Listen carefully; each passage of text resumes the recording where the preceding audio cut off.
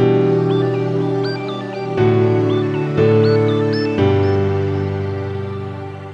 guys, so we're back with another chapter for class 6, Physics.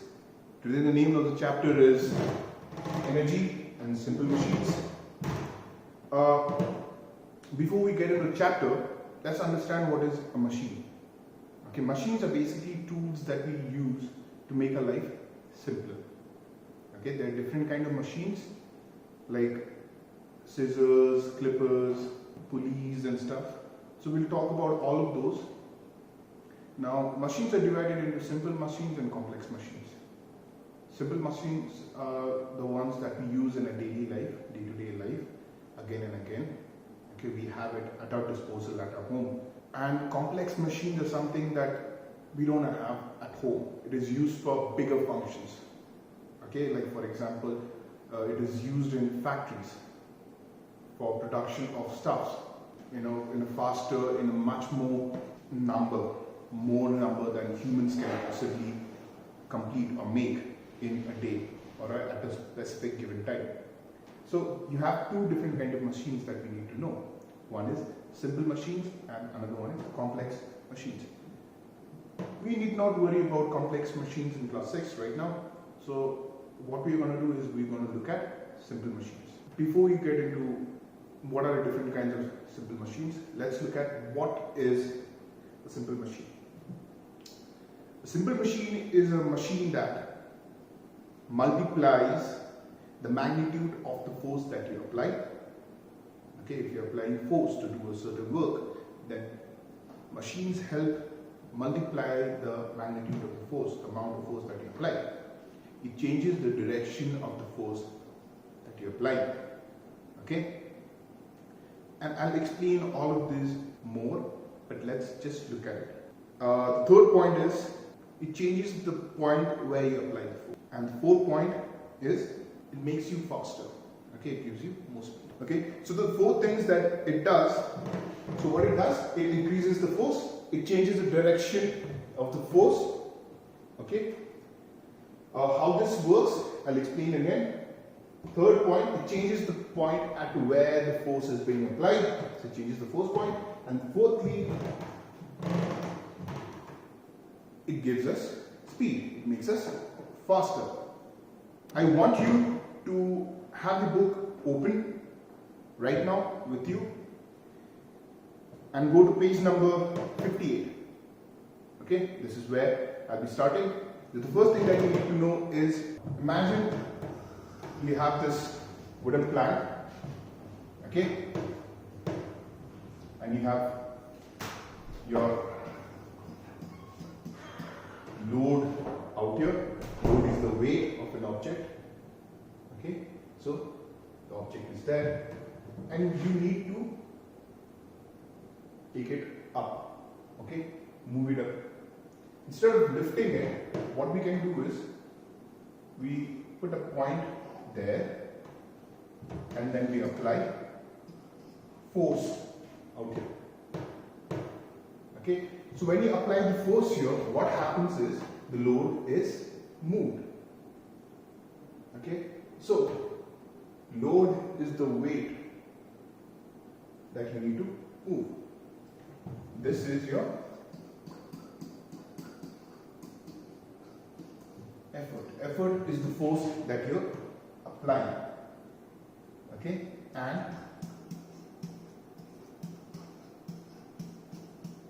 fulcrum is your fixed point, okay, at which the body is moving.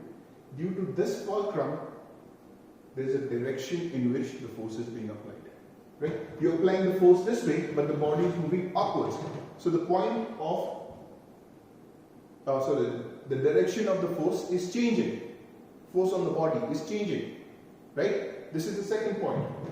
If you had to move this, if you had to lift this, it might have been very difficult for you. But if you put weight out here and you put a plank and a fulcrum and then you push it upwards, okay, by pushing this down and moving this up, what happens is it becomes much more easier. To do this, you'll have to just use less amount of force. Okay, so in turn what is happening is less amount of force is being multiplied.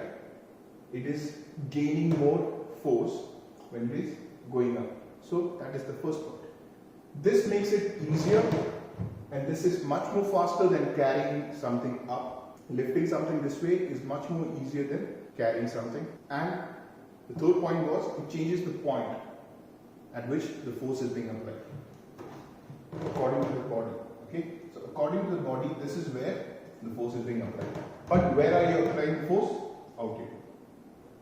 Right? Physically, you are applying the force here, but the force that is acting on the body is here. Now, what is doing this? This machine. Okay, this simple machine. This machine is called a lever.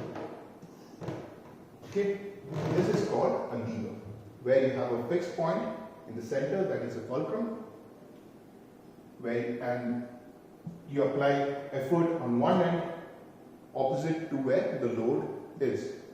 Okay, if the load is on the left side, you will apply the effort on the right side. But if the load is on the right side, you will be applying the effort or the force on the left side. Okay, to the opposite to where the load is. Now, before we get into more stuff, there are two more things that you need to know. One is mechanical advantage. Okay, so mechanical advantage, we write it as MA is equal to load and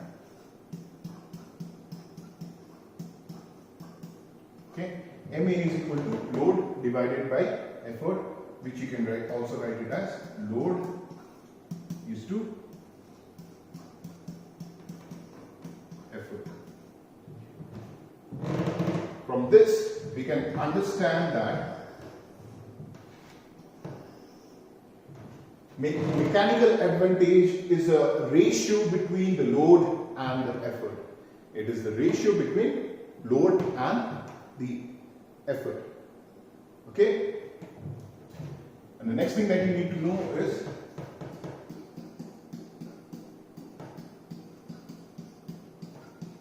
efficiency. Efficiency is basically an ability of a machine to change the amount of force that you're supplying to it.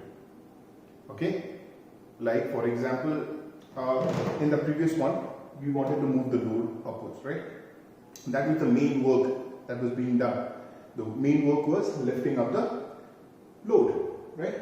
So the force that is being applied is on the other side, right? And I told you that the amount of force that we have to apply is less compared to lifting it up. So let's say if you're applying the certain amount of force that you're applying this side, the amount of force that is lifting the load is going to be more. So what it does is it increases the force. Okay, so how do we find efficiency? Efficiency is very easy to find. It is equal to work done on the object, okay, divided by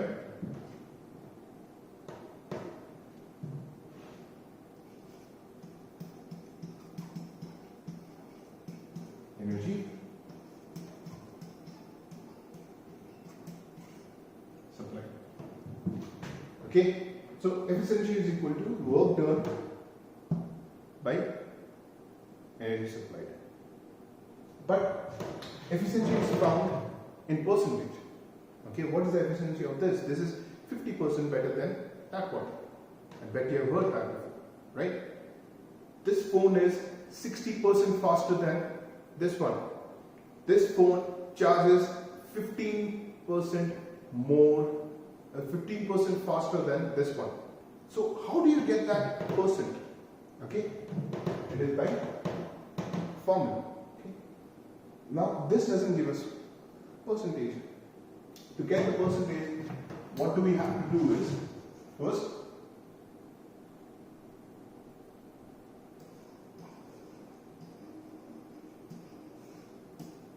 efficiency is equal to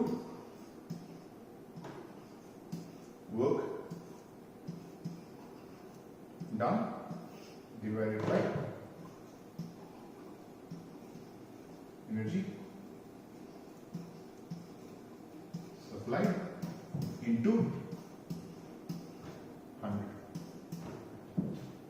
Okay, so that gives us the percentage. Okay, so the percentage that we discussed about before is given by work done, okay, energy supplied, that is the amount of force that you supply, into 100%. This is what you need. Okay, now we move on to different types of simple machines.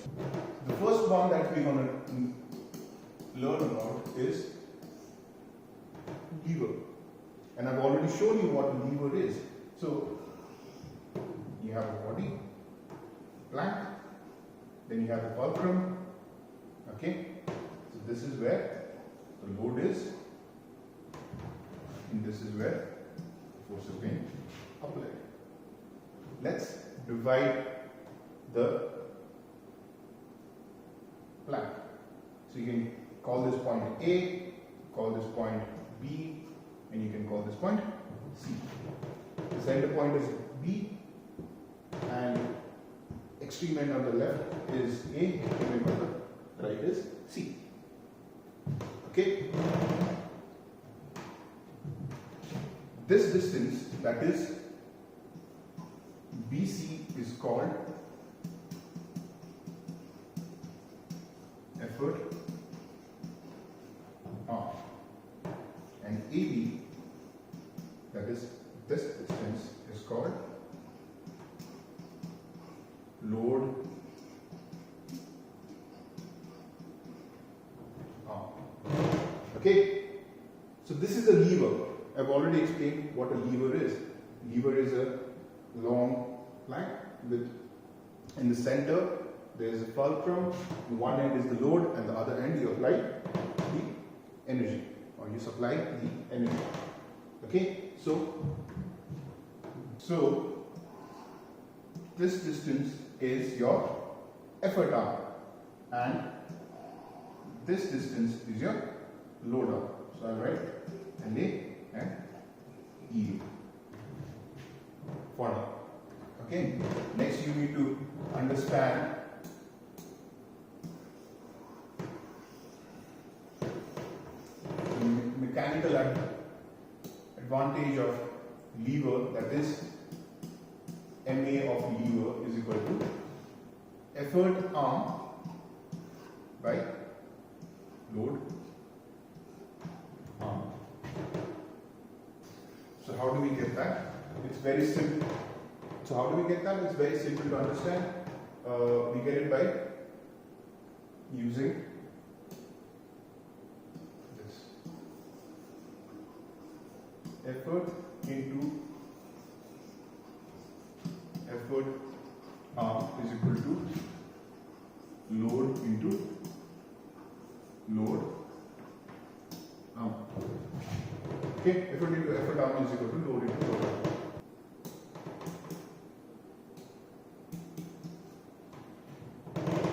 So what do we do next is we take the effort that side and we bring the load arm this side.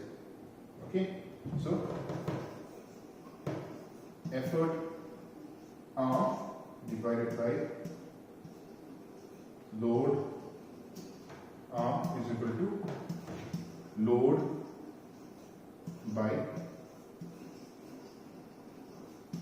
effort. Okay, this I've already explained to you. This is the ratio between load and effort is what? It is mechanical advantage, right? So I've already told you load by effort is mechanical advantage. So from there we can say that mechanical advantage is equal to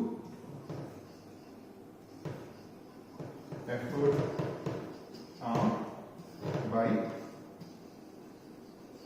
load arm. Okay, so that is the mechanical advantage of a lever. There are three classes of lever.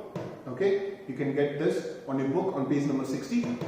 So go there and you'll see there are three classes of lever. The class 1 is lever is your normal lever where the fulcrum is in the center, the load is on one end and the effort is on the other end. Okay, this is your first. Okay, your fulcrum, load and your effort. Okay, this is your class 1. On page number 60, you'll find this, and there are examples like scissors and pliers out there. Okay, examples of this would be scissors and pliers, among other stuff. You can read about this in the book. Now we move on to class 2. Okay, class 2 lever. In class 2 lever, you have that fulcrum is here, load is here, and your effort is this side. It's up. Okay, so basically the fulcrum will be there, the fixed point, the load will be here, and you'll be applying the force. Applying the force upwards. The energy supplied will be upward. Okay, this is your fulcrum, this is your load, and this is your effort. Again, the examples of this, like nutcracker and the wheelbarrow, is there in your book. You can just go and check it out. Okay, so in the first case, your fulcrum was in the center, load was on one end and the effort on the other end, and the effort was downward. In the second case, or second class lever, the fulcrum is in one end, the effort is on the other end, moving it upward, and the load is in the center. Okay.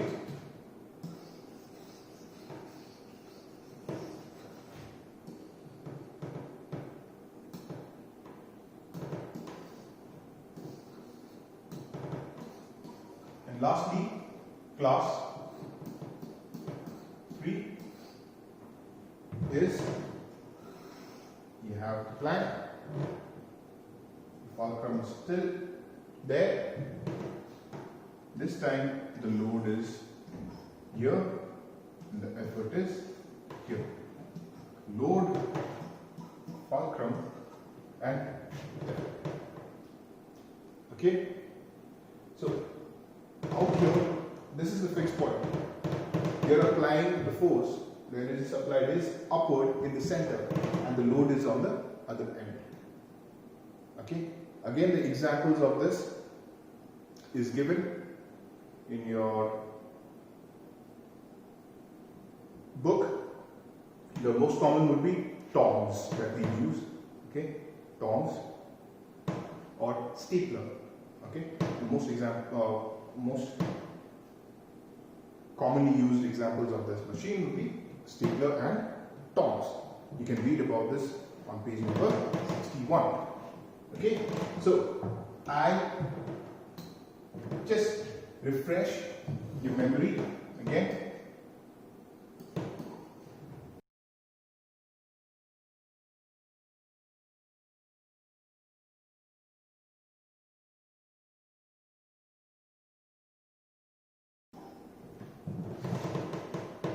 In the first case, the class 1, this is your fulcrum, this is your load, and this is your effort. In the class 2, this is your fulcrum, this is your load, and this is your effort. Only in the first class, the force is being applied this way. The effort is downward. In the other two, the effort is upward. Okay, please remember that. Effort and load. First class, where load is one end, effort on the other end, and the effort is downward, fulcrum is in the center. In class 2 and class 3, fulcrums are on one end. In class 2, the load is in the center, effort is on the other end, acting upward. In class 2, fulcrum is on one end, load is on the other end, and the effort is in the center, acting upward. So, we've understood how to get the mechanical advantage of the lever, right? And we have understood what are the three different classes of lever. Now, let's look at some problems with regard to lever. Okay, so we have this question. Okay, a worker in a constructional field uses a lever of length 2 meters to move a stone of weight 50 kg. Okay, so what's the length of the lever?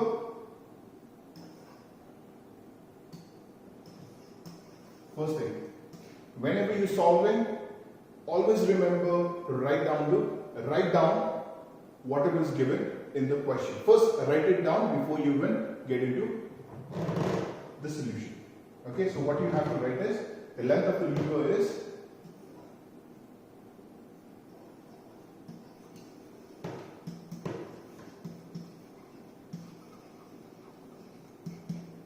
is 2 meters. Okay. Weight, that is your load is how much? 50 kg. So what it really means, 50 kg weight. Okay. So what it really means is 50 into 9.8. Remember, I told you mass, weight is mass into the gravitational force. So that's the gravitational force, fixed constant value, that is 9.8. Okay, so let's solve it. How much do we get? We get 490, and the unit is Newton. Okay, so now let's get back to the question. What it says, that is your thing. We have got your load and we have got the length of the lever.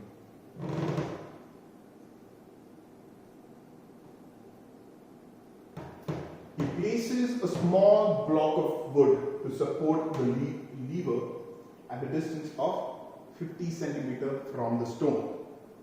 50 centimeter. So basically, we have the stone. Okay, from there he puts a small block of wood which acts as a fulcrum. Okay, so this distance is 50 centimeter. So what is this? This is your load arm, right? So we get that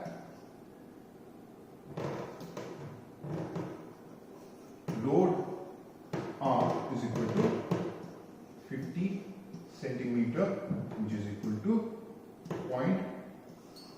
0.5 meter.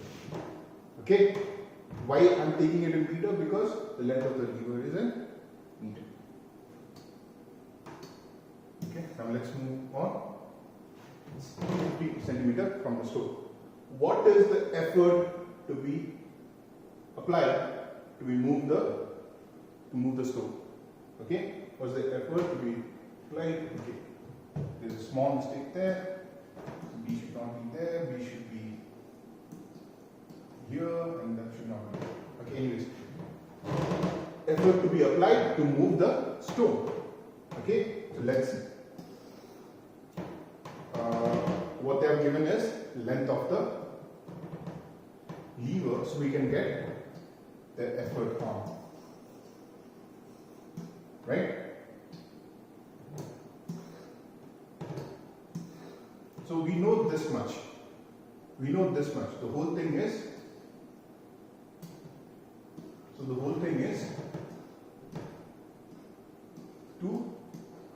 meter. We know this is 50 centimeter, so this will be 2 meter minus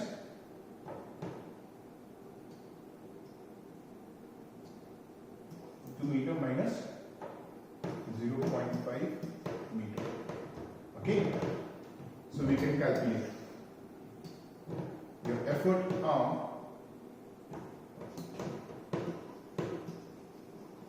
is equal to 2 meter minus 0.5 meter,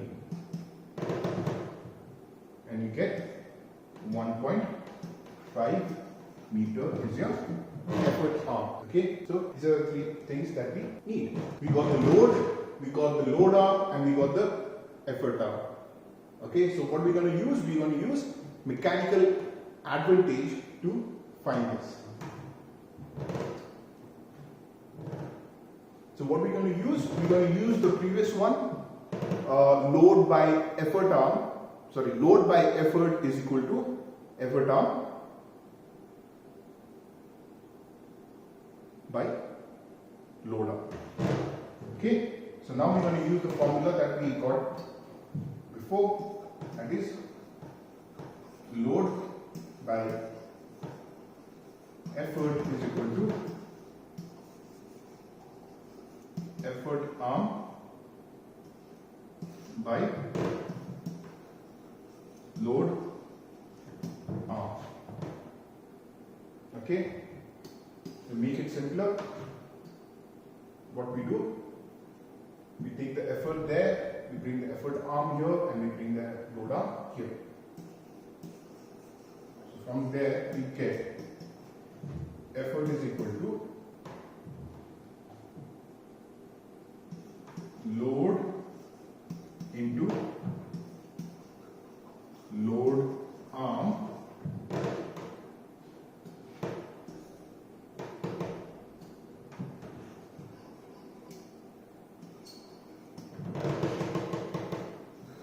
divided by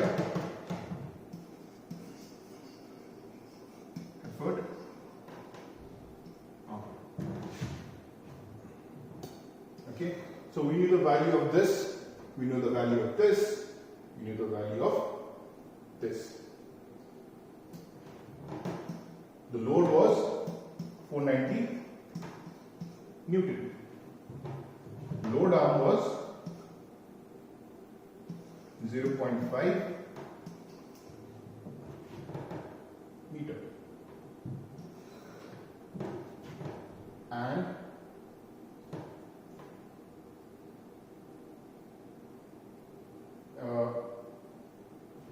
the effort arm was 1.5 meter, right?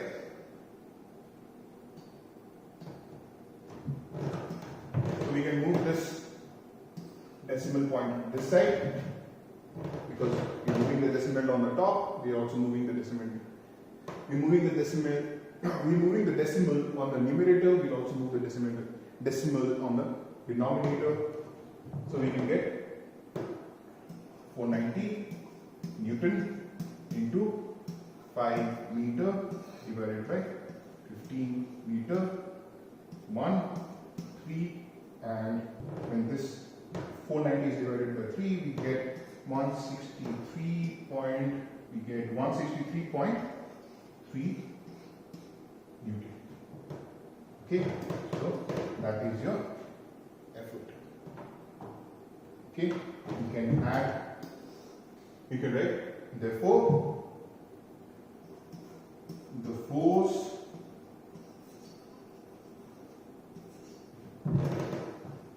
to be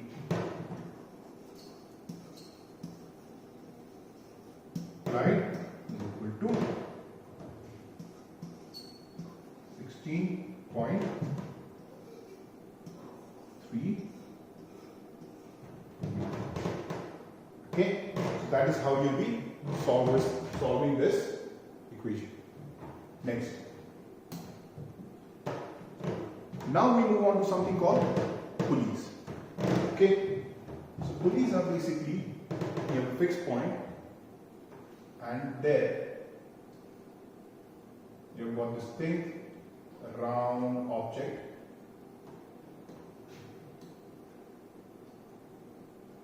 Your thing went out there. A round object is attached. Okay, so this object moves. Okay, this is fixed here in center, so this moves. You put a rope around it. You can put a load on one side and you apply a force this way. So what you do is you pull this down and this one goes up. This acts as a fulcrum. This acts as your load and this is your. Okay, so this wheel rotates when you pull this. And since it's because of this rotation, pulling weights become easier. You have seen this in wells, okay, where you have this long tube, the water is there, okay, you have a bucket attached, you throw the bucket down, okay, and this is somewhere attached to a wheel and you pull it this way to bring the water up, right? You've seen this. This object is pulley, okay, and this is another kind of a simple machine that you need to know of. There are two kinds of pulleys. Okay, there are two kinds of pulleys. This is one. Okay, this is one kind of pulley, and the other one is the rope is fixed on one end. Okay, then you have wheel there.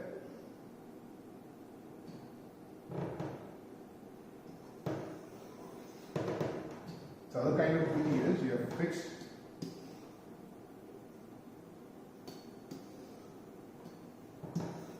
point out there, you have the rope, you have the pulley out there, okay, load is attached to the pulley,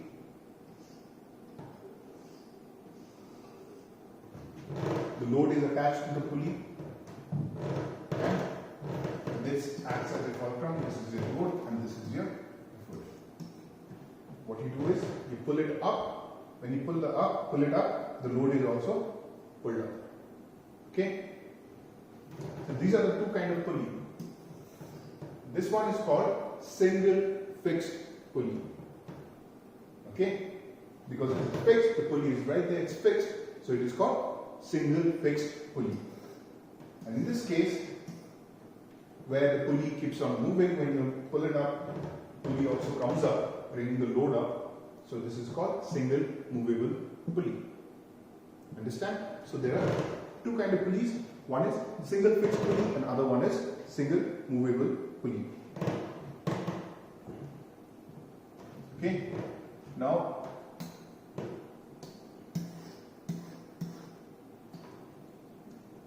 another example of a simple machine is your inclined plane.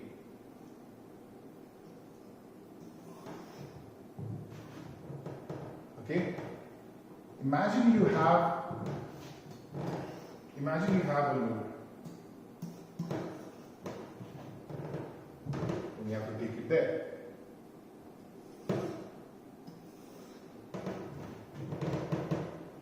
Lifting it and putting it up there, lifting this load up to put it up there is going to be very difficult. Right? It's going to be very difficult. So, what you can do is, you can have this inclined plane, take the load and you just push it. You let it slide slowly upward. Okay? So it becomes easy to push this up. And this is another example of simple machine. You can read about this on page number 63. And the last one is your wheel and axis. wheel and axle. So you have a wheel which goes around this way. Okay, it can be this way or it can also move this way, depending. This is your axle. Okay, when this axle is rotated, the wheel also rotates. You can see this in cars and trains and any vehicles. You have this two wheels attached to a long bar. That bar is called axle. Since the axle moves, wheels attached to this ends also move. Okay, so this is your fourth example of simple machines. So what are the simple machines that we studied today? First one is lever, which has 3 different class. Second one is pulley, which has 2 different kinds. Third one is inclined plane, and the fourth one is your wheel and axle. If you have any questions regarding any of this, please feel free to contact me. And that's all what you need to know about this chapter. And thank you for watching the video.